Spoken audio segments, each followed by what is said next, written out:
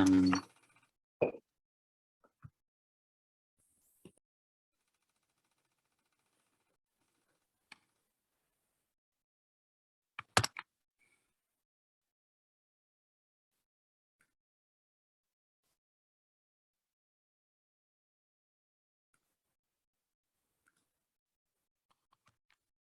Bien, hoy vamos a continuar con la parte de los neurotransmisores. Ya evaluamos las formas como, por lo menos, el proceso del potencial de acción y cómo ese potencial de acción hace que a una neurona se comunique con la parte de otra, sea una dendrita, sea un soma neuronal u otro axón. En ese proceso sobre todo en las sinapsis químicas. Pero cuando hablamos de neurotransmisores, am, pues son todas esas sustancias químicas que van a tener algunas características particulares para definirlas. Y eso es que tiene que cumplir ciertos criterios. Pero de forma general, así como su nombre lo dice, es el transmisor que se utiliza entre las neuronas para generarle el potencial de acción en la membrana postsináptica. Proceso que usted ya analizó cómo es que se da. Estas sustancias químicas, pues obviamente pueden hacer influencia de la actividad en la parte postsináptica, ya sea en otra neurona, en una fibra muscular, es decir, para usted contraer un músculo, necesita esta sustancia o incluso para la activación de alguna glándula. Siempre va a ser un proceso similar de la transmisión sináptica, pero lo que va a modificarse es la acción en la membrana postsináptica dependiendo del receptor, como hay una especificidad para cada uno de ellos. Vea, siempre las acciones que realizan los neurotransmisores va a ser un efecto local, es decir, siempre aquí en la membrana postsináptica. Hay otras sustancias químicas un poco más complejas que esas pueden transportarse por el torrente sanguíneo hacia sitios mucho más lejanos. A eso es lo que nosotros conocemos como hormonas. Es decir, si la sustancia química me produce un efecto aquí local, donde hay un receptor específico, yo lo denomino neurotransmisor, además de otras características que le mencionaré más adelante. Si una sustancia química am, que puede estar compuesta por macromoléculas, es decir, de mayor tamaño, y se moviliza hacia sitios más lejanos, no aquí próximos. A eso es lo que denominamos como hormonas. Esas hormonas veremos a lo largo del curso, algunas específicas en el sistema nervioso central. Una de ellas, pues, la melatonina. Pero incluso todas las que son liberadas por la misma pituitaria o por su hipotálamo. Pero es una característica. Los neurotransmisores hacen su efecto a nivel local y las hormonas pueden hacerlo a distancia. Es una diferencia muy generalista, pero nos ayuda a identificar eso. Ya abordaremos más específico esta situación de los neurotransmisores. La duración de la acción, pues, en general es breve, solo que va a depender si ese estímulo se está dando con repetición. Ahí, pues la respuesta es que le va a durar de horas a días. Si el receptor en la membrana postsináptica se le unió a ese neurotransmisor, pues va a modular esa proteína, va a permitir el paso iónico. Pero ya que hizo eso, se desliga y vuelve a estar listo para otro neurotransmisor. Y así está en ese juego de em, permitir la permeabilidad de los iones, si se une o no se une. Ya hablaremos de algunos mecanismos que sirven para controlar ese efecto. Pero si le tocara a usted, por ejemplo, definir con criterios a un neurotransmisor, pues el primero de ellos es que debe ser sintetizado en una neurona. Su neurona tiene la capacidad con todas las organelas em, em, por el código genético de producir cada uno de ellos. Veremos la variedad que tenemos de neurotransmisores. Entonces, el primero es sintetizado por una neurona. El segundo es que debe estar presente en la terminal presináptica, que se está ubicando en los componentes de la sinapsis, para ser liberado inicialmente hacia el espacio o hendidura sináptica y unirse a una neurona postsináptica o un órgano efector. Entiéndase este último como a una fibra muscular, esquelética, o fibra muscular lisa en el caso pues, de las glándulas. Aparte de ser sintetizado por una neurona, de estar presente en el botón presináptico, tiene que contener un mecanismo específico de eliminación. Es decir, tiene que tener una forma de control de que no haya un exceso ni una deficiencia, sino que haya un equilibrio en la sinapsis, es decir, en el espacio sináptico. Otros, estos son los fundamentales. Otros incluyen que si se administra de forma exógena, es decir, usted puede utilizar un medicamento y modular la respuesta en su membrana postsináptica. Entonces, si se administra del exterior como un fármaco, puede imitar la acción de esta sustancia endógena producida, entendiendo esa sustancia endógena como el mismo neurotransmisor. Les daré algunos ejemplos más adelante cuando hay algún exceso o una deficiencia de cada uno, por lo menos de los principales. ¿Okay? El efecto va a ser siempre el mismo. Modular esos receptores.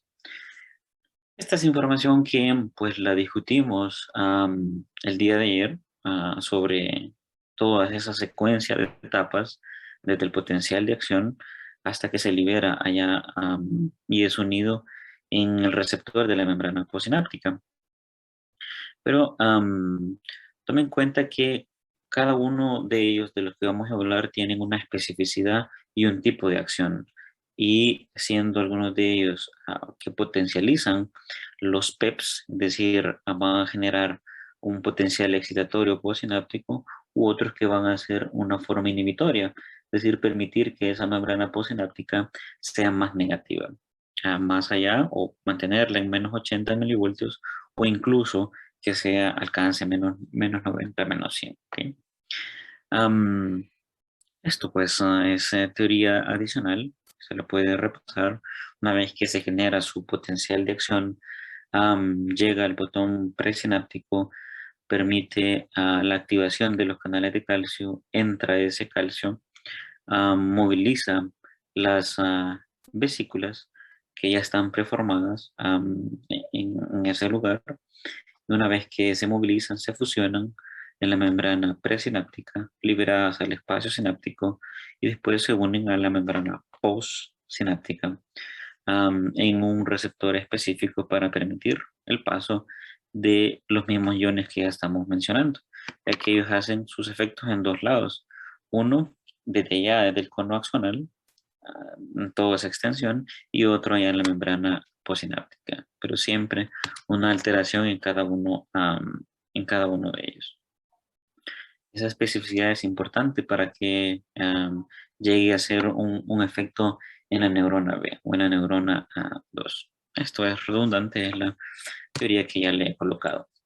Si pudiera, pues, resumir cada uno de los pasos en esa transmisión sináptica, en ese flujo anterógrado, pues inicialmente va a tener una síntesis del neurotransmisor, va a tener un almacenamiento, ellas pueden estar aquí, si la neurona todavía está en reposo, pues em, esto puede perdurar aquí un tiempo y hasta que llegue ese potencial de acción es que va a ser nuevamente liberada. En una tercera etapa, pues va a encontrarse una interacción de esa sustancia química en el receptor de la membrana postsináptica, o sea, KIM, pero va a tener mecanismos de cómo eliminar o controlar el exceso o la deficiencia de esas sustancias químicas. ¿Okay? Eso nuevamente para resumirle esas etapas en la transmisión sináptica. En este esquema, cómo existe una movilización desde el soma neuronal, desde el pericardium, con las sustancias ya preformadas, pueden ser vesículas o el mismo neurotransmisor movilizarse aquí a través de los microtúbulos En este sentido, llegar al botón presináptico, aquí todavía tiene la presencia de otras organelas como las mitocondrias. Estos procesos son dependientes de energía, por lo que necesitan ATP. Tiene el aparato de Golgi, el complejo de Golgi, para hacer aún más esa liberación de neurotransmisores, ya sea libres o en vesículas, y que estén almacenados aquí, un botón presináptico, hasta que llegue el potencial de acción y sigan los pasos sucesivos que hemos descrito previamente. Si le tocara por lo menos hacer una denominación de este tipo de sinapsis por los sitios que están uniendo, ¿cómo le denomina usted a esta sinapsis? A esta aquí. ¿Qué nombre le darían? Axosomática. Axosomática, exacto. Gracias. Que ven ahí, ve que la mayoría de los términos únicamente no es tanto carácter de aprendizaje, sino interpretarlo.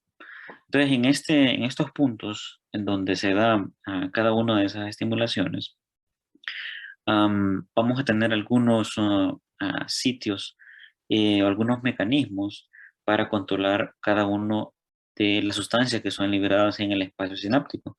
Uno de ellos, pues, es la recaptación. Se ve aquí en la imagen, una vez que llegan hacia la membrana postsináptica, si el sistema dice, bueno, hay un exceso aquí, la membrana presináptica consiguió desarrollar proteínas que están disponibles una vez que hay un exceso. ¿Cómo determina eso? Pues es también complicado. Pero en un determinado evento, pues se llegan nuevamente a adherir ese neurotransmisor en la membrana presináptica y ahí puede ser reintroducido a ese botón para que nuevamente sea almacenado en vesículas y esté listo para otro potencial de acción. Es uno de los tantos mecanismos de control para ese equilibrio. Es pues una forma igual esquemática de ese proceso, a ver que esto no se le va a olvidar, espero, de esos eventos, una vez que se da ese potencial de acción y una vez puede retornar ese exceso de neurotransmisores a ser recaptados y nuevamente formados en vesícula, para que llegue otro potencial de acción y lo vuelva a liberar. Y así está en este proceso constante. Cada uno de los contactos que usted tiene en la sinapsis. Recuerde que ayer hablábamos de que una neurona puede dar hasta 1000 contactos, pero puede recibir unos 10.000 y en cada uno de ellos sucede estos eventos para las distintas sustancias, claro. Ya usted tiene pues claro los dos posibles efectos que podemos realizar en la siguiente neurona. Una etapa de despolarización, es decir, algo que va a excitar esa neurona, o una forma inhibitoria, que sería la hiperpolarización. El sinónimo sería de hacer más negativo cada una de esas membranas. Y hasta que se hace la sumatoria de todos los PEPs y todos los PIPs, ahí es donde puede alcanzar el cono axonal y deflagrar un potencial de acción. ¿Okay? Esta información en donde sirve para el control de los neurotransmisores, vamos a ver específicamente tres mecanismos para ese equilibrio, para esa homeostasis. Homeostasis quiere decir el balance entre las sustancias en ese local. Uno es el de recaptación, que ya hemos visto, el otro es de destrucción enzimática y el otro es de difusión. Igual hice algunos comentarios previamente de estas formas de control. Y aquí es donde va a venir que cada uno de los neurotransmisores intervienen en las diferentes patologías que hemos ido abordando, dependiendo si hay un exceso o una deficiencia. Incluso para modular la presencia o la disminución, hay ciertas enzimas que van a hacer un efecto en las sustancias que son liberadas en el espacio sináptico. Recuerde que una enzima enzima puede ser una proteína o no, pero la función que tiene en la misma es de catalizar un procedimiento. Él lo que va a hacer es facilitar que se haga de forma más rápida. Sea el evento de aumentar la producción de esa sustancia o incluso disminuirla. Puede hacer los dos efectos. Así como usted tiene un efecto excitatorio e inhibitorio, pues las enzimas pueden hacer ambos procesos. No es mi interés en este momento que conozcan las diferentes enzimas, solo se las estoy ya mencionando porque algunos medicamentos se basan en eso, dependiendo del neurotransmisor. Vea este que se llama monoaminooxidasa. Son nombres que se va a ir usted leyendo y escuchando con más frecuencia. Pero esta es una enzima que va a regular pues la degradación de algunas sustancias como la serotonina, como la noradrenalina, que va a mantener ciertas sensaciones en nuestro cuerpo. Pueden ser de alegría, de tristeza, de euforia, de mantenernos despiertos, mantenernos en vigilia o incluso de inducirnos la somnolencia. Menos, hay otras que, vea, acetilcolina es otro neurotransmisor, pero este final se le conoce cuando degrada esas estructuras, acetilcolinesterasa. Entonces, dependiendo el nombre de la enzima, usted va a ir familiarizándolo con el neurotransmisor a donde hace su efecto. Las más comunes que vamos a mencionar pues son estos: dopamina, norepinefrina, serotonina. Muchos de los medicamentos, no sé si pues alguno de ustedes ha tenido o algún familiar, sus tipos de eventos son más frecuentes, sufrir de ansiedad, de depresión, y ahí lo que hay es una desregulación en la presencia de los diferentes componentes que le he mencionado en esta sinapsis y sobre todo de la cantidad o sustancia presente en esa hendidura sináptica. Ya le mostraré algunas imágenes para relacionarlo. Pero si fisiológicamente yo libero serotonina y hay por alguna situación un exceso de la monoaminoxidasa, eso me va a degradar mi neurotransmisor y no va a permitir que llegue hacia la membrana postsináptica. Por lo tanto, no va a hacer que se ejecute la función. Si hay una deficiencia de serotonina, me puede llevar a depresión. Entonces, los antidepresivos lo que pueden hacer es o inhibir esta enzima o inhibir una proteína que es de recaptación, es decir, para que no se introduzca nuevamente en la membrana presináptica y esté más tiempo en el espacio sináptico para que se una a su receptor postsináptico. Entonces, aquí el juego de los neurotransmisores es en esto. Todos los medicamentos están siendo diseñados modificando estos tres procesos. Siguiendo en esta situación de ahora con la recaptación. Su nombre es lógico. Todo ese exceso que hay puede ser adicionalmente captado en la membrana presináptica. Incluso hay un fenómeno de autorreceptores. Hay proteínas que pueden captar directamente todo el neurotransmisor o proteínas que captan los aminoácidos una vez que son degradados estas sustancias en ese espacio. Entonces, ve algunos nombres que se le da a las drogas antidepresivas. 40 minutos solo. ¿Qué se le da a esas drogas antidepresivas? Pongan atención al término, que es largo, pero inhibidores de la recaptación selectiva de serotoninas. La industria farmacéutica, es decir, los farmacólogos, fueron capaces de conocer bioquímicamente esa estructura, esa enzima, y si la sustancia me inhibe sertralina, fluoxetina, paroxetina, cualquiera de estos medicamentos, son los nombres genéricos, pues va a evitar que se me recapten selectivamente la serotonina. Si yo no la recapto, véngase a esta imagen, véngase aquí, una vez que usted ya sabe el proceso, se liberó, etcétera, hizo su función, permitió el paso. Pero si hay muy poca liberación por alguna causa, lo que va a hacer alguno de estos medicamentos es inhibir que esto entre nuevamente aquí. Y si yo edito eso, lo que va a hacer es que imagínense esto sea el neurotransmisor que continúe circulando en esto. Claro, esto puede ser en diferentes fases. Es una inhibición de la recaptación selectiva de algún neurotransmisor específico, sea serotonina o sea noradrenalina. Pero pueden haber otros medicamentos que, si no es suficiente inhibir esa recaptación aquí, si no inhibo este paso, pueden ver enzimas, lo que se llama degradación enzimática.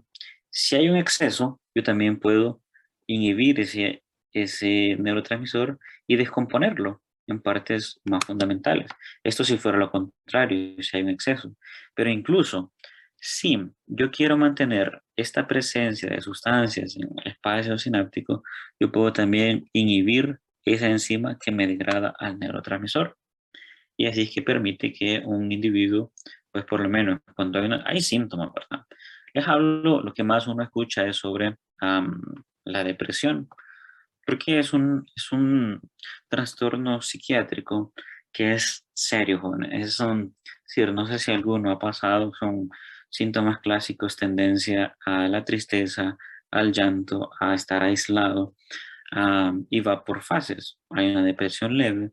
Después, si esto continúa progresando, si esa cantidad de neurotransmisores aquí lo que va a hacer es disminuyendo, pues se van a perpetuar estos síntomas, porque no van a estar activando en su membrana postsináptica el efecto adecuado del neurotransmisor. Después el paciente queda con situaciones como de que hacía algo, algún deporte, alguna actividad artística, pero ya no siente placer para eso. A veces se le conoce como anedonia. Y después vienen las ideas suicidas, y si esto entra en un episodio depresivo mayor, pues puede llegar al suicidio. Entonces, por eso es tan importante que uno, incluso personal del área de la salud, conociendo ya la fisiopatología o los mecanismos de cómo se da ese control, pueden llegar a ese desenlace fatal. Por eso es importante detectarlo en fases iniciales. Si usted conoce a alguien, pues bueno, es mejor que visite a un médico, a un psiquiatra, por lo menos para que identifique y se le dé un abordaje integral. Claro, no es solo de darle medicamento, porque si el problema que le genera sea depresión o sea ansiedad, si eso persiste, puede darle medicamento, pero va a continuar la causa. Entonces, es atacarlo con terapia conductual, etcétera. Am, Le recalco esto por esas situaciones, ¿verdad? No va a ser infrecuente que se tenga o conocido a un amigo y tuvo ese desenlace porque ya lo veía con un comportamiento medio alterado, es decir, con tendencia a la tristeza, a estar aislado, problemas familiares, etcétera, y llegó a ese desenlace fatal. Imagínense para uno tomar esas decisiones, pues am, yo le estoy dando el panorama fisiológico, ¿verdad? ¿Qué es lo que explica? Pero percibir eso ya es, valga la redundancia, muy triste, ¿verdad? Y que necesita la seriedad adecuada para decirle, usted que ya está conociendo estos procesos, no, busca ayuda por cualquier cosa. Muy bien. Am, ¿Qué más? Bueno, con esto siempre estamos hablando ya de una enfermedad específica, de la depresión, pero eso puede pasar en procesos como epilepsias, como Alzheimer, como Parkinson, que iremos viendo el neurotransmisor específico y esos efectos.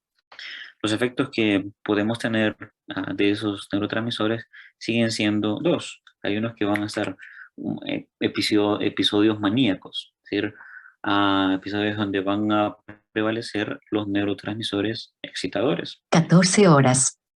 O pues en otros en donde pueden haber sustancias inhibitorias, es decir, que promuevan la formación de PIPs. ¿Okay? Solo que cada uno de estos procesos, como le digo, intente interpretar todos esos cambios a cada momento que usted tiene un pensamiento, a cada momento en que usted quiere realizar alguna acción, va a ser una liberación de esas sustancias hacia la neurona postsináptica y así repitiéndose toda la vida. Si este va a durar pues 100 años, pues claro, va a haber una disminución, algunas neuronas que se dañen, pero siempre va a estar produciendo estas sustancias. ¿Sí? Igual aquí le queda información un poco más general en cuanto a estos procesos.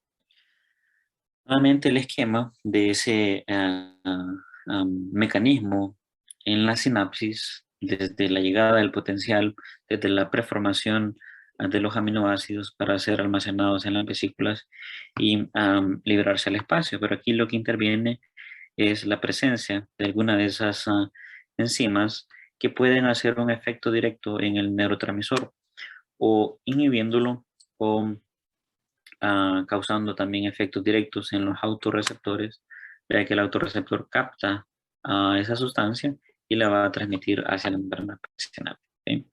Ve que en los mecanismos también de recaptación pueden hacer estos procesos.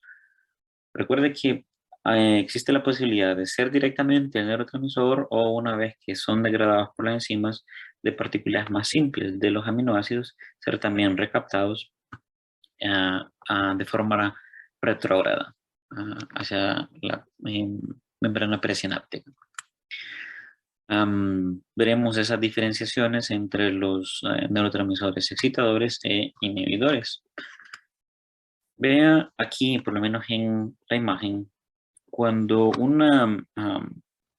cuando se está dando el exceso de sustancias excitatorias, es decir, que promuevan la acción de PEPs, de potenciales excitatorios, este es son axones y lo que ve aquí a sus extremos son botones sinápticos. Cuando por determinados procesos, sobre todo procesos fisiológicos, se puede llegar a alcanzar estos múltiples contactos, aquí porque solo es teñida un solo axón, pero cada uno de estos puntos se puede unir hacia otros axones o hacia otras dendritas. Eso pasa cuando son fisiológicos y, por ejemplo, en procesos de memoria. Pero ¿qué pasa cuando algo no es totalmente estimulable? Puede haber siempre contactos, pero ya no en la presencia de lo que tendría con un funcionamiento adecuado. Incluso si el uso de drogas, por ejemplo, inicialmente puede alcanzar esto aquí,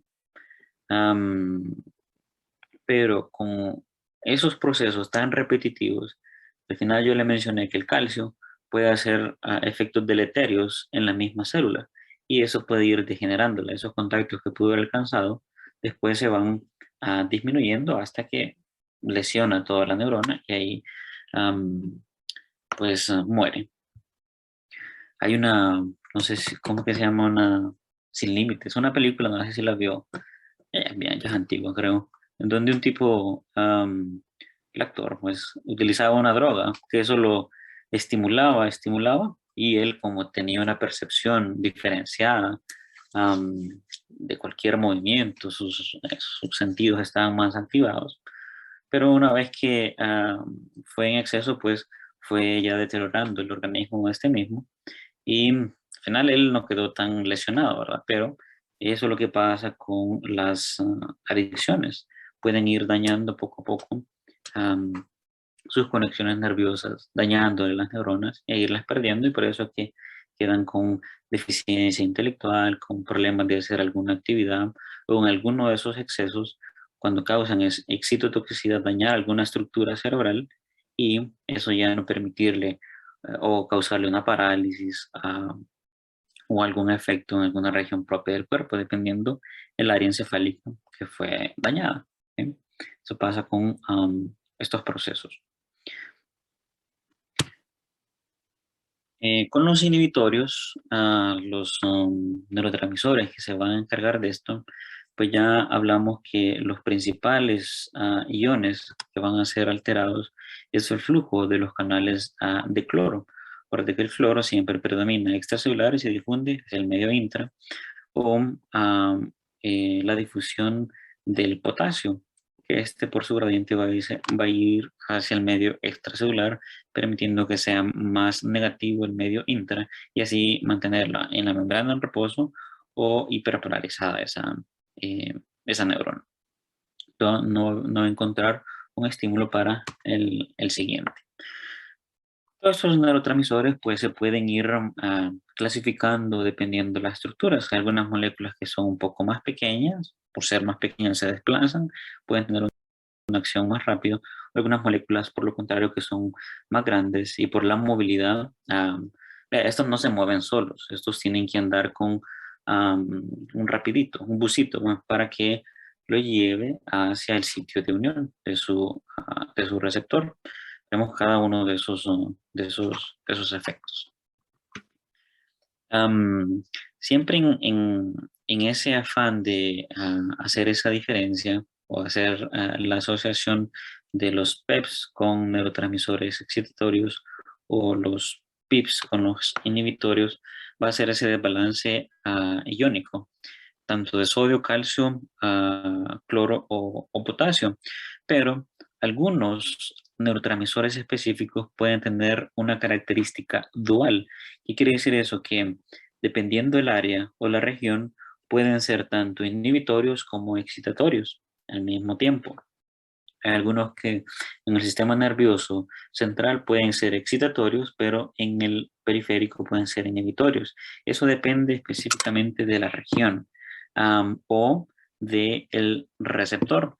Veremos que cada uno de estos neurotransmisores sí tiene un receptor, pero a la vez esos receptores tienen subunidades en donde se adhiere cada uno de ellos y dependiendo de esa subunidad donde se unan puede causar un efecto y ahí ser inhibitorio o excitatorio. Por eso es que persiste esta gran diferencia de sensaciones que usted percibe. Hay situaciones en donde usted está eufórico, hay otras situaciones en donde usted está alegre, pero hay una gran diferencia entre esas. Alegría, pues ahí no, en términos de intensidad, menor a la euforia, o un nivel de estar triste a una depresión. Son niveles diferentes de tristeza. O las sensaciones que le da, por ejemplo, la dopamina, que es cuando usted tiene una alegría, pero que se basa en procesos de recompensa. Cuando usted lo engañaron y le decía, si saca buenas notas, o no sé si todavía le cumplen eso, te vamos a regalar tal cosa. Y se la daban, usted tenía una liberación de sustancias químicas en el cerebro que le permitía eso. O sea, a ver que en todo este proceso que usted está formando, todo el recorrido que va a hacer por la carrera es lo que hace que siga estimulando al cerebro la producción de estos neurotransmisores, sobre todo excitatorios. Ya cuando vaya por cuarto, quinto, usted ya no se va a sentir tan alegre, pero cuando culmine, ese, el saber que usted culminó el proceso, eso ya le va a dar, por lo menos en un momento, si ya termina esta cosa, am, ahora seré un adulto responsable em, y capaz de generar sus propios ingresos, etcétera. Todo eso le va a hacer que libere un neurotransmisor específico, o por lo menos una mezcla de esto, un cóctel de neurotransmisores que lo van a hacer sentirse feliz. Puede recibir su título y alguna gente lo que refiere es que, bueno, sí, recibí mi título, pero todo el proceso es lo que hizo que, por lo menos saber que cumplió con eso, le genera mucho más alteraciones en las sensaciones que el mismo hecho de recibir su cartón. ¿Ok? Ahí está en material. Claro, esto es diferente entre cada individuo. Pero todas esas diferencias en que usted percibe eso diferente, o otro se esté más feliz porque recibió su cartón, pues eso va a depender de esos neurotransmisores. ¿Ok? Obviamente también de la cantidad del estado fisiológico que usted tenga, va a ser una influencia. Pero aquí el punto a resaltar es que algunos pueden ser excitatorios e inhibitorios y usted tiene que clasificarlos. Si son completamente inhibitorios, completamente excitatorios o si son mixtos, que sería el término que utilizaríamos para eso. En este proceso, obviamente, no nos podemos olvidar de las células gliales, que también cumplen un rol, un papel en el equilibrio de estas sustancias químicas. las mismas células gliales tienen la capacidad, uno, de evitar que esto se propague a otra sinapsis si ellos detectan que hay un exceso, o incluso ellos pueden captar estas sustancias y mantenerlas y liberarlas hacia el espacio sináptico. Este es como otro mecanismo de control. Vea que, entre comillas, qué perfección tienen esas sinapsis para tener de esa forma equilibrada cada exceso, cada deficiencia. Pasó el primer punto de control, recaptación, inhibición enzimática o difusión, ahí puede actuar las células de la glía. ¿Qué células de la glía cree que van a funcionar más en este proceso? En eso de controlarnos esta propagación o deficiencia. Los astrocitos. Los astrocitos, exacto. Entonces son los que hacen dominantemente esa función.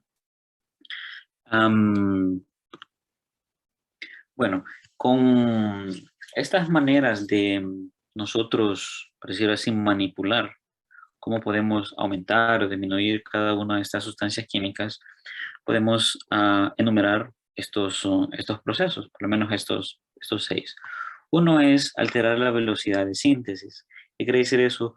Que usted puede estimular a la neurona de forma fisiológica y de forma exógena para que libere más neurotransmisor, un neurotransmisor específico. Uno puede también modificar la tasa de almacenamiento, es decir, que almacene menos o más, y eso con una forma indirecta de que libere o que lo mantenga. Y otra es que estimular esos que ya están almacenados, pues hacer que una proteína, así como el calcio, estimule esas vesículas a que se unan a la membrana presináptica y se liberen con más facilidad. Aquí sí sería como un catalizador, como una enzima para esos procesos. Otro es de alterar la recaptación o inhibir la recaptación para que se mantenga más en el espacio. Esto de ISR son inhibidores selectivos de la recaptación de serotonina que tenía en los nombres técnicos previos. Tratamiento propio para la depresión, o podemos desactivar algunas enzimas como la monoaminoxidasa y hacer que predomine en el espacio sináptico más la serotonina y la dopamina. O incluso, vea que esto es allá en el espacio sináptico y en la membrana pre, pero también podemos irnos a la membrana postsináptica y bloquear un receptor. Si yo no quiero que se produzca un efecto, en esta farmacodinámica se idearon sustancias que engañan a la membrana postsináptica, es como que recibió un receptor, pero ese receptor, esa sustancia química, no consigue activar la proteína. Entonces sí lo recibió, pero lo engañó y no permite esa permeabilidad para los iones de sodio, de calcio, etcétera, o de cloro. Entonces es otra forma allá en el sitio receptor. Vea cuántas formas encontramos. Si no funciona un medicamento, vamos con otro y ahora lo que hacen es producir mecanismos mixtos que al mismo tiempo hagan varios de estos eventos. Ahí le queda nuevamente la imagen del proceso que ya hemos venido realizando. Por lo que hace relación a lo anterior es esto. Algunas drogas que pueden, o fármacos que pueden ser con efectos agonistas o antagonistas y van a ir orientados a cada uno de esos procesos que les mencioné, o favorecer la síntesis o inhibirla para ese almacenamiento, permitir la degradación aquí internamente o inhibir esas enzimas para que se mantengan estas vesículas, que promuevan la adherencia o que no. Hay ciertos medicamentos, inhibir los autorreceptores a los procesos de recaptación en estos, o hacer un cambio en la membrana postsináptica. Vean que para cada uno de ellos hay un medicamento. Am, Incluso si no hay sustancias que sean en un mismo proceso, puede darle un medicamento que funcione en la membrana pre, otro medicamento que funcione en la membrana post, y ahí el efecto pues, va a ser un poco más efectivo. Claro, uno va con la tendencia de inicialmente en la terapia, el primer fármaco de elección, sigue el segundo y así. Pues, mi interés es que interprete que esto sí le sirve al final, cuando llegue ya a farmacología, es únicamente modular todos esos pasos de la transmisión que usted ya ha estudiado y espero haya comprendido para inhibir o excitar. En las dos formas puede hacer ese efecto. O sea, ¿usted ha escuchado de tomar sucrol, no sé qué, serenarbón o complejos vitamínicos para el cerebro, para su funcionamiento? Ustedes en su, por lo menos, no sé si alguno de ustedes toma, pero ¿usted cree que ayuda o no ayuda? No sé, en su experiencia, ¿ha sentido una mejoría o no? O lo que ha escuchado o ha leído. ¿Hay algún comentario de alguien?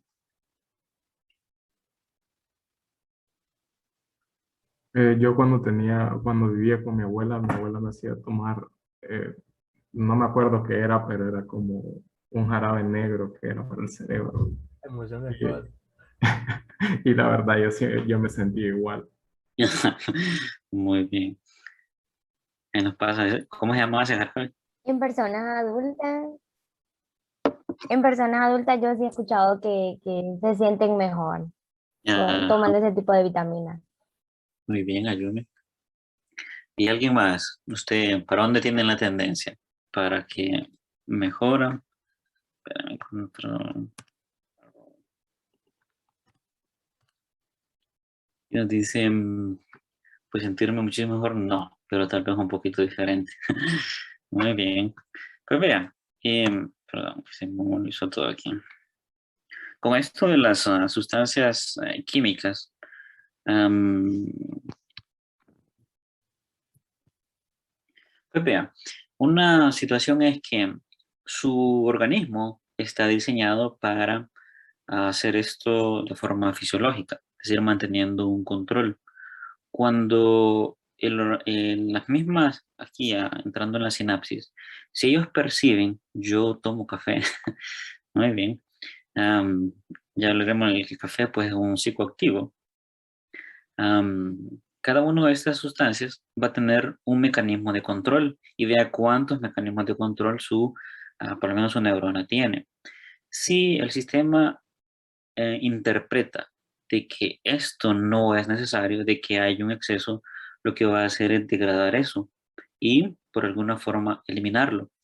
Si el mismo organismo dice, hay muchas proteínas, hace un aumento de la circulación, lo lleva al riñón y a través de la orina lo elimina. Por ejemplo, así como ustedes están jóvenes.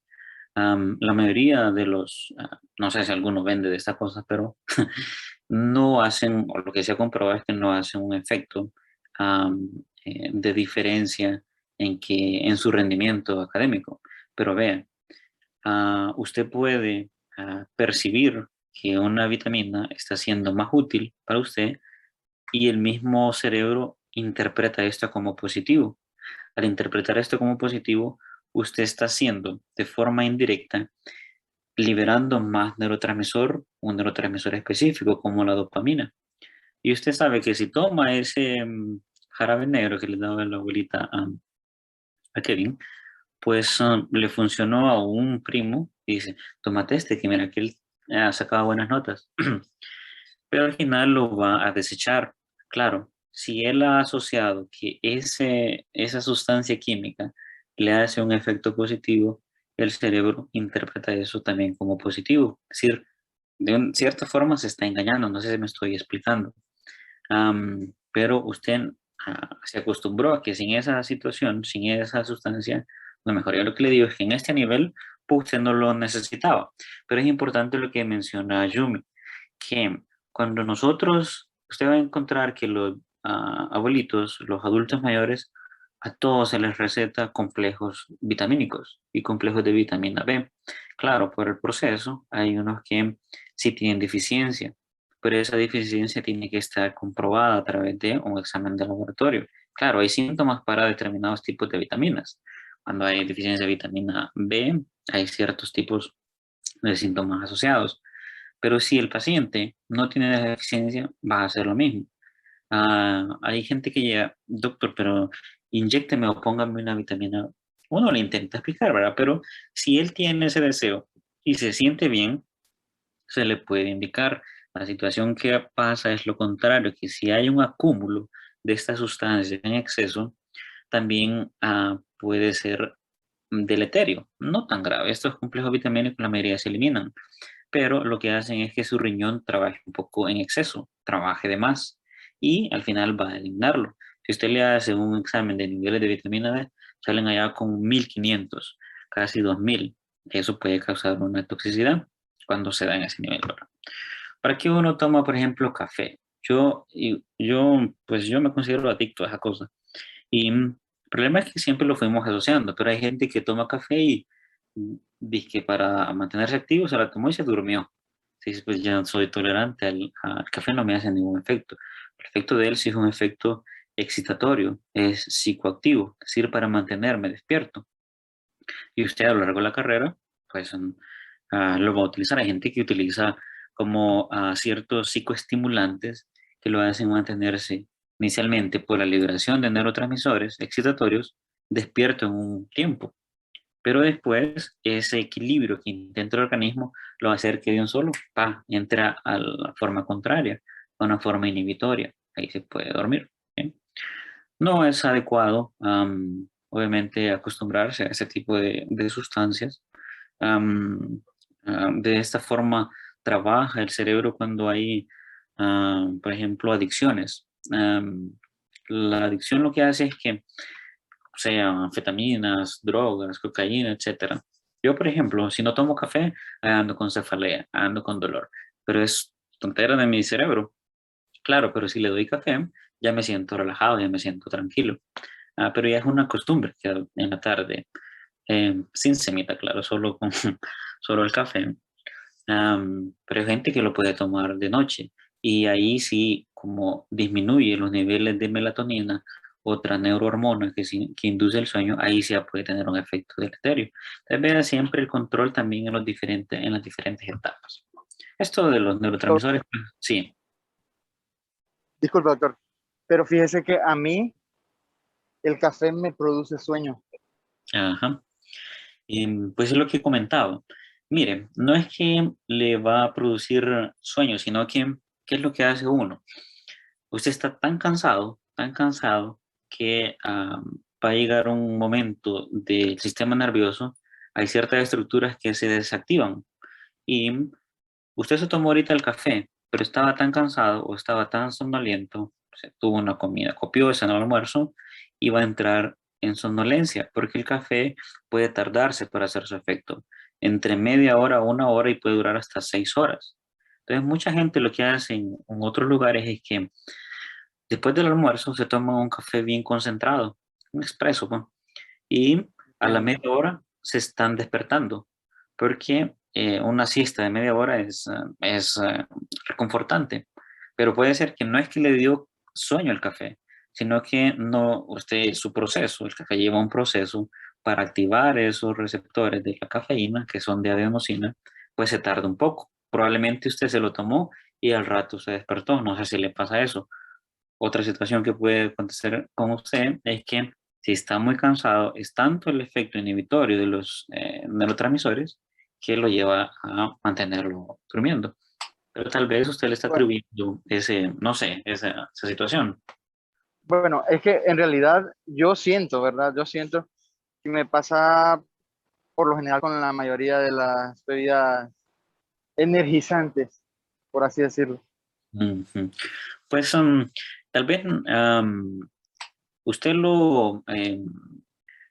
usted lo acostumbra a tomar, disculpe las preguntas, ¿usted lo acostumbra a tomar más en la tarde, a la mediodía o en la noche? Usted lo Bueno, toma para mantenerse cuando, despierto. sí, sí, por ejemplo, cuando tengo que hacer algún viaje largo, me toca manejar, a Mm, veces siento que me quita más el sueño el agua, incluso que una bebida energizante. ujú. Sí, como le digo, si el sistema al final detectó que hay un desequilibrio, el que dice, bueno, llega el energizante y lo que va a hacer es producir neurotransmisores excitatorios, pero el sistema cuando dice, hay mucha cosa positiva aquí, vamos a producir cosas inhibitorias. Y ahí en ese desequilibrio, si usted ya está cansado, pues ahí va a tener tendencia a dormirse. Estas sustancias no son adecuadas. Una vez nosotros hicimos un experimento, claro, con otro tipo de fines, de la gente que, recuerda, cuando antes éramos felices y se iba a una disco y esas cosas, y se acostumbraba a tomar alcohol con bebidas energizantes, hasta vodka. Pues le dimos una rata en los niveles proporcionales para ella, y pues cuando hay esa acumulación de estos dos efectos, es tanto que puede dañar unas estructuras cerebrales y después causarle efectos en los sistemas autónomos, sobre todo en el simpático. Y ahí puede llevarlo pues, a daños, inicialmente leves, pero después si se va acumulando esto puede hacer daños, producir la muerte. Al menos las ratitas se nos moría siempre. Claro, también depende de los Entiendo, niveles. doctor. Sí. Pero sí, son diferentes situaciones. Tal vez lo más recomendable, creo que Neri, es que si va a manejar mejor, tome una siesta. Una siesta de 30 minutos ya lo puede, como decir, alivianar y mantenerlo, porque en muchos lugares esto es regularizado. Aquí, no sé si vieron una noticia de un señor que un equipo pesado, ¿cómo se llama? Es una rastra, pues se durmió. Claro, él creo que andaba alcoholizado, ¿verdad? Pero hay gente que maneja más de 8 horas y usted no va a percibir, porque el cansancio es tan extremo que usted siente que fue un segundo que se durmió, pero fueron, ¿qué? 20, 30 segundos y vienen los accidentes. Entonces, lo más recomendable es que mejor sea aparque en algún lugar, descanse y después continúe con su proceso. Um, claro. Esa esperanza para allá es una serie de cráteres que también es peligroso. Ahí es mejor Sí, ir bien atento. Muy bien. Pero vean cómo esto lo podemos asociar no solo en procesos farmacológicos, sino en la vida diaria. Si usted tomaba su clólisis de Narbón o el jarabe negro, pues puede seguirlo haciendo, no hay ningún problema, con tal que no sea en exceso. Y lo que le digo es que fisiológicamente no le va a servir para nada. ¿Ok? Muy bien. ¿Qué hora es? Muy bien. Con los neurotransmisores y los efectos. Ya vamos a ir clasificando estas situaciones de los neurotransmisores.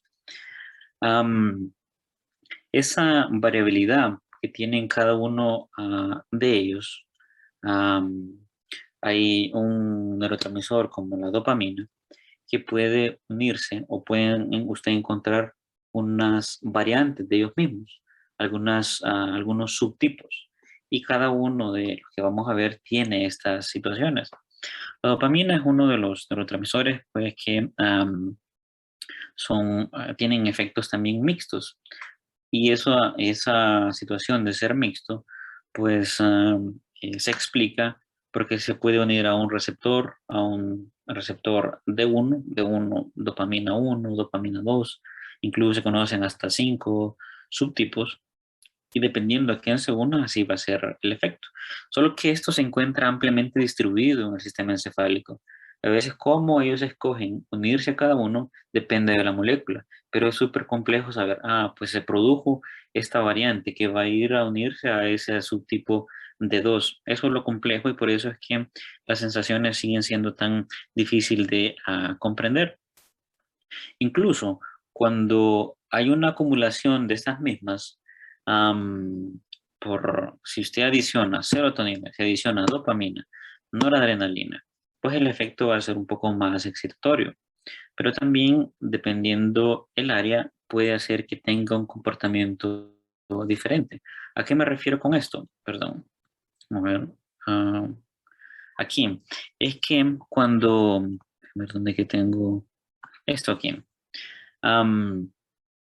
Cuando se da por ejemplo, lo más frecuente, el uso de bebidas alcohólicas. El uso de bebida alcohólica, el alcohol por sí va a estimular a neurotransmisores inhibitorios, es decir, va a producir PIPs, potenciales inhibitorios, postsinápticos. Esos PIPs solo que va a ser secuencial. En alguna región de su encéfalo, sobre todo en la que se refiere a la corteza prefrontal, aquí la que usted tiene en la frente, esa yo ya le he mencionado que sirve para controlar el comportamiento, o por lo menos su conducta. Usted llega a una reunión y tiene, pues, entre comillas, ¿verdad?, un comportamiento socialmente aceptable. Pero ya comienza a ingerir una bebida alcohólica, a medida que esto va aumentando los niveles, pues va a ser directamente en todo el sistema un efecto, pero en esta corteza prefrontal hace una inhibición de esas neuronas que mantienen su conducta. Entonces, que mantienen su raciocinio, su pensamiento, su juicio. Si se van inhibiendo esas, pues ahí va a tener una situación comportamentalmente excitatoria. Entonces, no confundir eso. Nosotros nos vamos a relacionar o vamos a denominar estos en función de los neurotransmisores, si son excitadores, inhibitorios o mixtos, si tienen ambos. Pero usted va a encontrar también que un neurotransmisor inhibitorio puede causar una excitación, pero eso en términos de comportamiento. Y un ejemplo de ellos es el alcohol. Comenzó a beber el tío y comienza a bailar, a sacar los pasos prohibidos, después, etcétera, y un solo desorden. Pues eso lo hizo porque se inhibió la corteza prefrontal, esa que lo mantiene usted tranquilito, sosegado, ¿ok?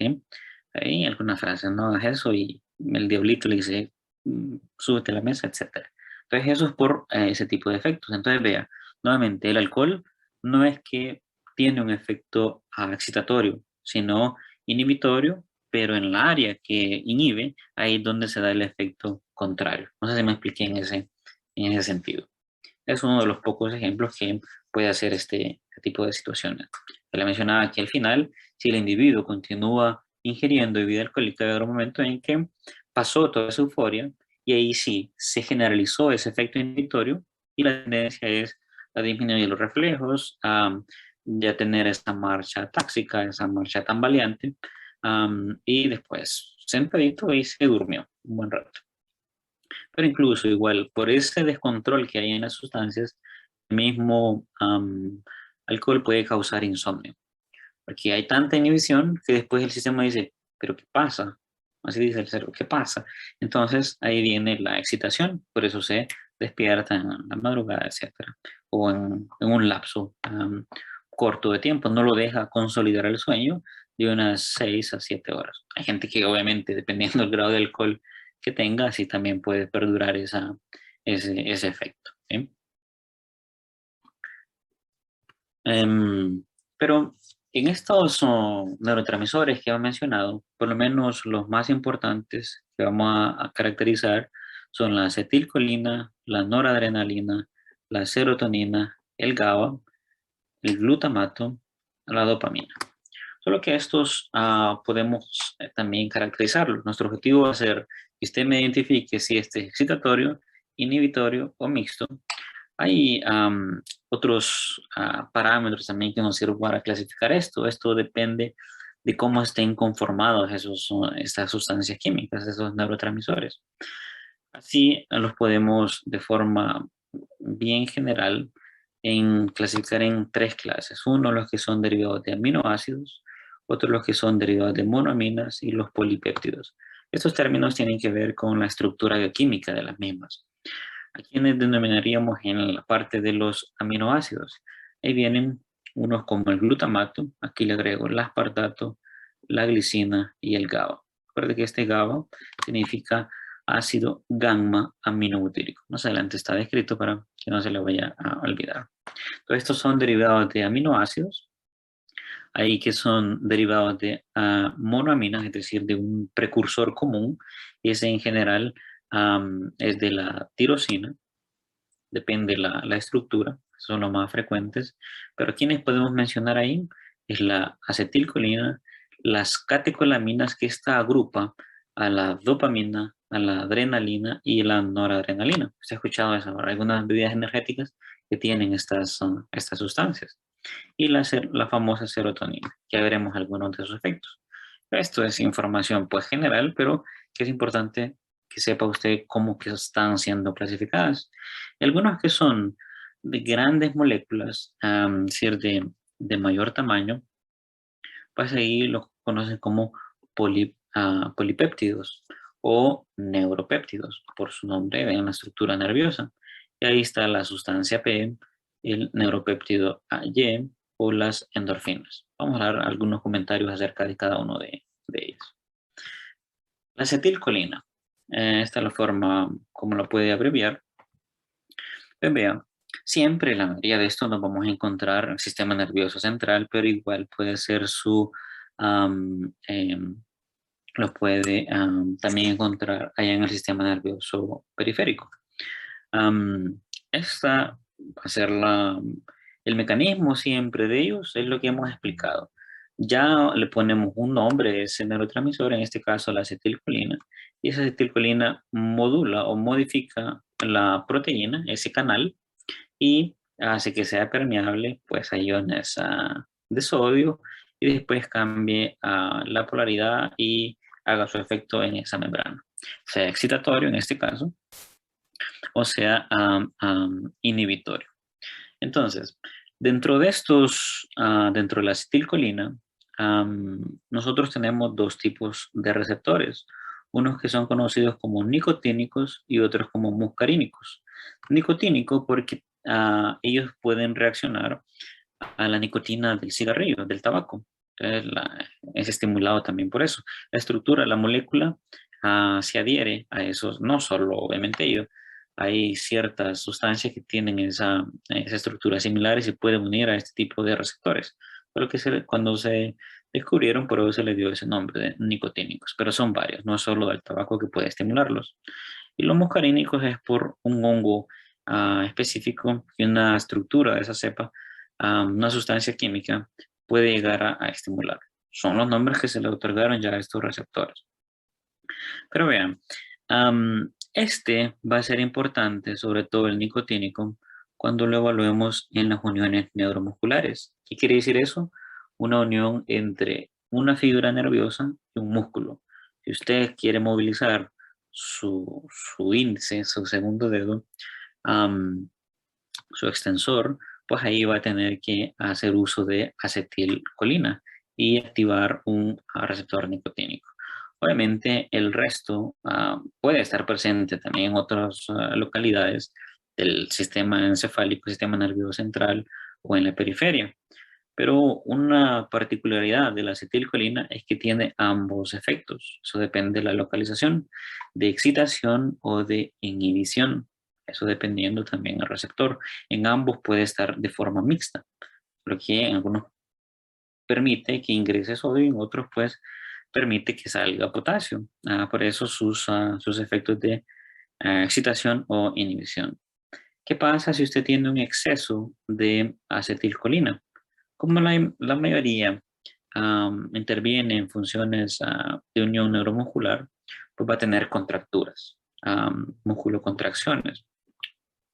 Algunos venenos, algunas sustancias químicas hacen una hiperestimulación de acetilcolina y lo que va a hacer es una contracción mantenida. Y esa contracción mantenida puede causar pues, parálisis. Si usted tiene un músculo totalmente contraído, ya no va a permitir la relajación y así limitar, por lo menos cuando llega a vías aéreas, ya no permitir el intercambio y eso puede causar asfixia, etcétera, por intoxicación de algunas sustancias. Entonces eso es lo que causa cuando hay un efecto, un exceso. De forma contraria, si hay una deficiencia, va a encontrar una parálisis. ¿Se ha escuchado del Botox, de la toxina botulínica? Pues eso es lo que hace. Se inyecta, inicialmente vea el efecto paradójico, causa una contractura, pero lo que causa es parálisis de ese músculo y se deja ese músculo pues con contracción y al final con el tiempo pues va a tener que hacerse un retoque del Botox. Ahora es súper común esto, ¿verdad? Pero al final puede causar también una flacidez, son efectos secundarios del Botox cuando se usa para fines pues estéticos. Obviamente hay también personas que nacieron con deficiencia intelectual o algún daño cerebral severo que pasa contrayendo algunos músculos, no sé si ha visto alguno de estos pacientitos y están contracturados. Entonces ahí se le puede colocar toxina botulínica para relajar esos músculos, es decir, para causarle una parálisis de la que ya tiene, pero con flacidez y que no esté contracturado. Estas son las funciones específicas de la acetilcolina. Para complicarle la situación, tenemos diferentes receptores, desde los muscarínicos M1, M2, la M es por muscarínicos, y tenemos los nicotínicos, que uno se le denomina NM y NN. Por la unión neuromuscular, estos veremos un procedimiento específico solo para esa activación, cómo es que interviene, y otros que están en regiones del sistema nervioso periférico, ganglios autónomos, es decir, del sistema simpático o parasimpático, otras estructuras como la médula suprarrenal. De estos, los que son más comunes en el sistema nervioso son los M1. Ahí se estimulan, pero vea que lo pueden encontrar en otras regiones. No son propios o específicos del sistema nervioso central. Pueden estar en el corazón y obviamente en el sistema periférico, músculo o en glándulas. Muscarínicos y los nicotínicos, dos formas de receptores de la acetilcolina. La dopamina, de la que le he estado mencionando. Esta imagen tal vez me la va a comprender después cuando hablemos del tallo encefálico. Se recuerdan una estructura que estaba cerca del diencéfalo. Ahí hay un área que se llama sustancia nigra o sustancia negra, que obviamente es esto que está aquí. Ahí se produce la dopamina y cuando el paciente comienza a tener deficiencia de esas neuronas, ahí es donde vienen alteraciones del movimiento y uno de ellos es la enfermedad de Parkinson. No es exclusiva de esta área si se lesiona esto, sino que hay otras estructuras. Aquí es un corte coronal de sus hemisferios y esta estructura aquí se le conoce como ganglios basales. Ellos también se dedican a producir dopamina. Cuando hay también deficiencia, el paciente puede presentar estos temblores. Lo que se hace es darle una reposición de la dopamina. Ahí sí, miren, lo que mencionaba también Ayumi, algunas de estas sustancias sí mejoran ese funcionamiento del individuo.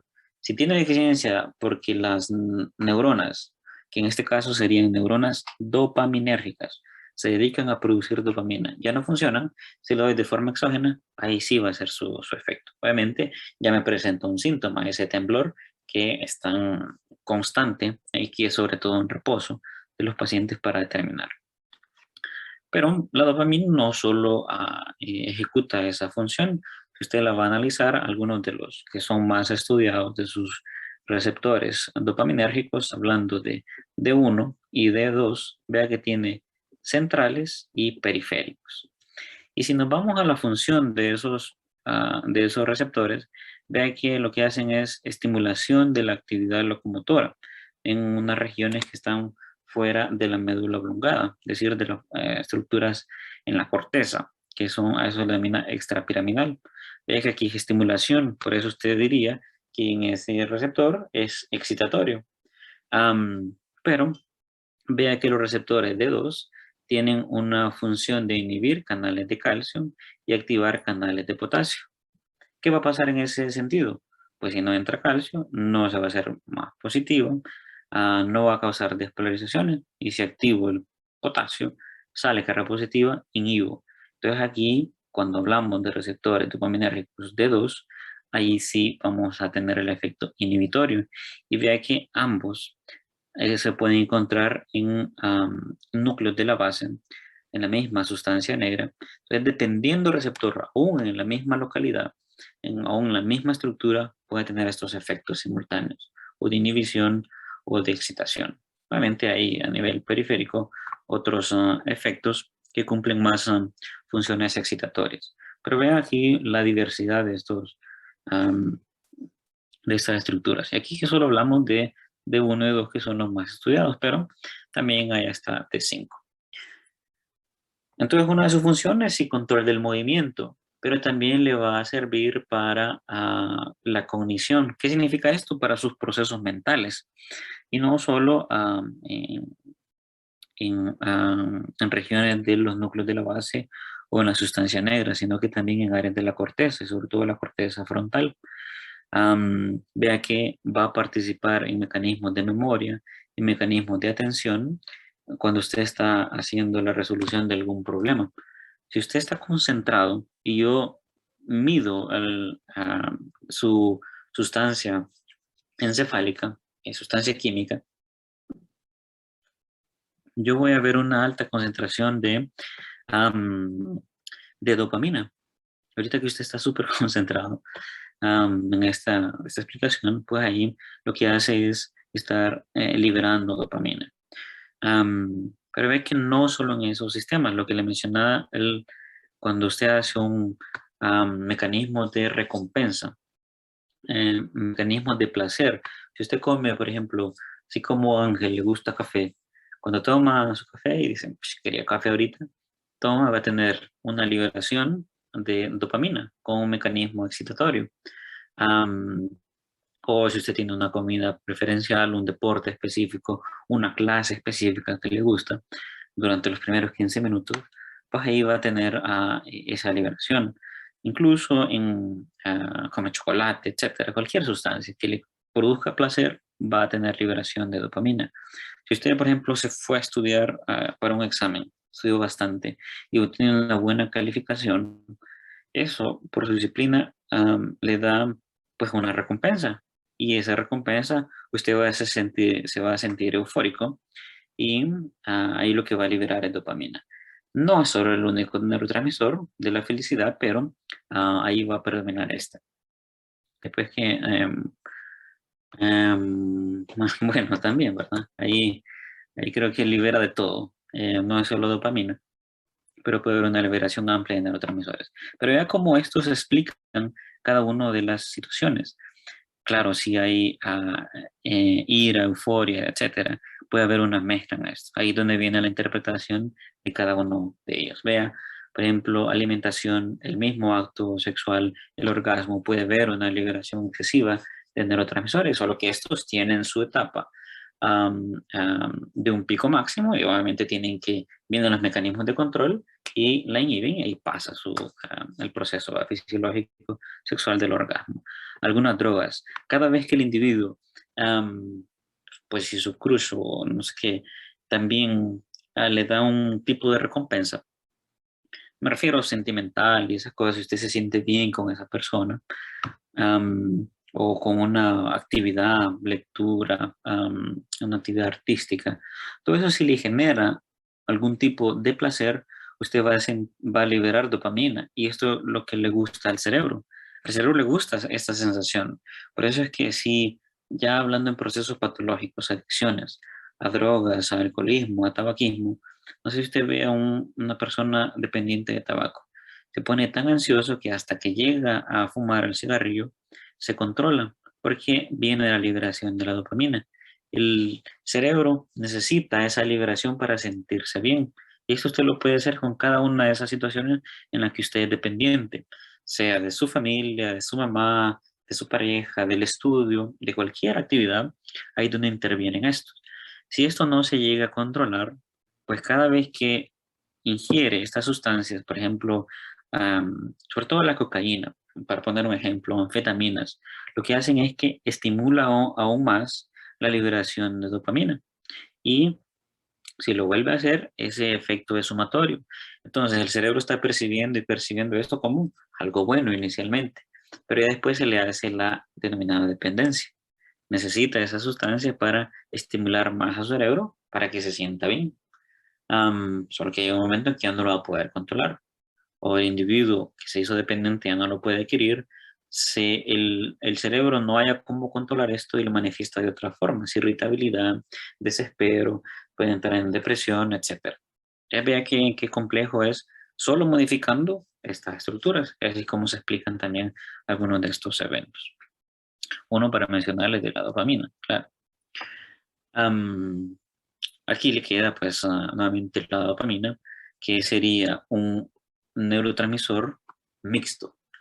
Tiene efectos excitatorios e inhibitorios dependiendo del receptor. Si yo le consulto qué produce la deficiencia de dopamina, por lo menos un ejemplo clásico es la enfermedad de Parkinson, por esa disminución de la sustancia allá en el área de los núcleos de la base o sustancia negra. no es importante que ahorita lo maneje, pero si yo le doy esa deficiencia de dopamina, algunos fármacos que hacen esto, pues él se va a sentir, por lo menos esos síntomas van a disminuir. Solo que esto es progresivo, claro. Y si usted tiene, o el paciente tiene un exceso de dopamina, pues puede causar o adicciones o esquizofrenia. Esquizofrenia es un trastorno psiquiátrico en donde el individuo comienza a percibir alucinaciones, alucinaciones visuales, es decir, ve gente que no existe, alucinaciones auditivas, escucha cosas que no existen. Hay una serie de películas, ¿verdad? De esto. Ahí hay un trastorno. Ahí lo que tenemos que hacer es inhibir a través de todos los diferentes mecanismos esa hiperproducción de dopamina, antidopaminérgicos o antipsicóticos que mencionamos. Las de biogentemer, exacto. Esas, claro, ya cuando hablamos de trastornos psiquiátricos así bien profundos, no es solo deficiencia de la dopamina, hay una mezcla de la alteración de estos neurotransmisores, pero la mayoría de ellos tienen ese trastorno. No necesariamente va a tener un daño estructural. Es decir, estructural me refiero a un daño en la corteza, pero pueden haber tumores que producen un exceso de sustancias. La mayoría de los pacientes psiquiátricos no tienen un daño estructural, sino que es una o deficiencia o un exceso. En el caso de las esquizofrenias, pues sí, ahí hay un exceso de dopamina que hay que disminuir con antipsicóticos. Voy a dejar un momento de preguntas, no sé si tienen algún comentario. Am, el autismo se puede dar por una irregularidad de la dopamina. Interesante, Daniel, la pregunta. Pues bien, el autismo es un trastorno que se identifica en la infancia, en los niños, con la incapacidad de tener interacción social. Es decir, hay una serie, no sé si les queda tiempo, ¿verdad? Con las clases, pero una serie que se llama Atypical, un niño o una familia que nos muestra cómo el funcionamiento y todas las alteraciones que puede tener vivir con un paciente con autismo. El autismo es que ellos viven en su mundo, por decirlo así, son, pueden ser muy hábiles para ciertas actividades, pero no tienen interrelación social. Haga un ejemplo, por ejemplo, a un niño, dele un objeto, y cuando se le da un objeto a usted, bueno, antes que se pueda interactuar, ¿verdad? Usted lo primero que hace es verle la cara, por lo menos para agradecerlo, ver quién es.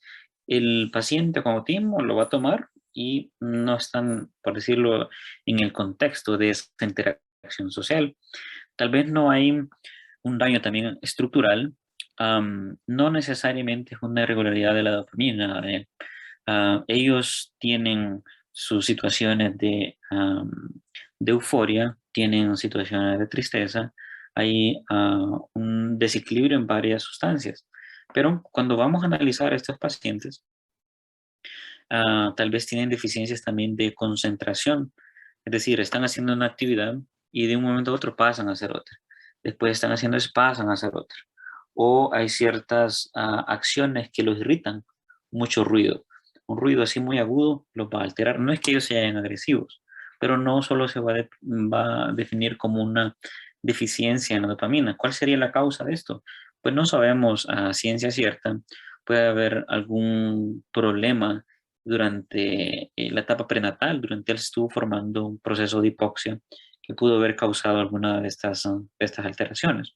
Es bien difícil, lo que hacen es más con terapia conductual, de estar entendiendo, de estar comprendiendo qué es lo que lo altera, qué es lo que lo facilita. Si lo va a ver, son muy concentrados en algunas acciones, pero con otras definitivamente no. Hay algunos medicamentos que ayudan, aquí sí, a hacer ese tipo de concentraciones.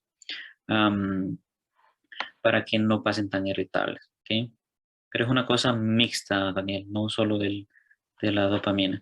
No hay definitivamente una deficiencia como tal de la dopamina, pero sí pueden haber excesos y deficiencias en un determinado momento. Más excesos cuando pasan con irritabilidad. ¿Alguna otra pregunta? ¿Algún comentario?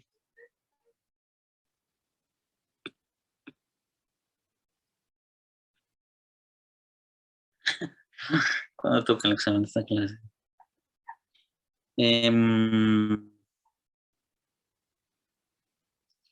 Para ponernos a estudiar, ¿verdad, Neri? Toca, según calendario, el 23 de Así agosto. es, así es. El 23 de agosto está planificado. Creo que en el tiempo que tenemos vamos a desarrollar adecuadamente los temas. Muchas gracias, doctor. Muy bien. Bueno, para no aturdirlo, vamos a dejarlos por aquí, terminar mañana el resto de los neurotransmisores y continuar con la otra clase de receptores externos. Muchas gracias.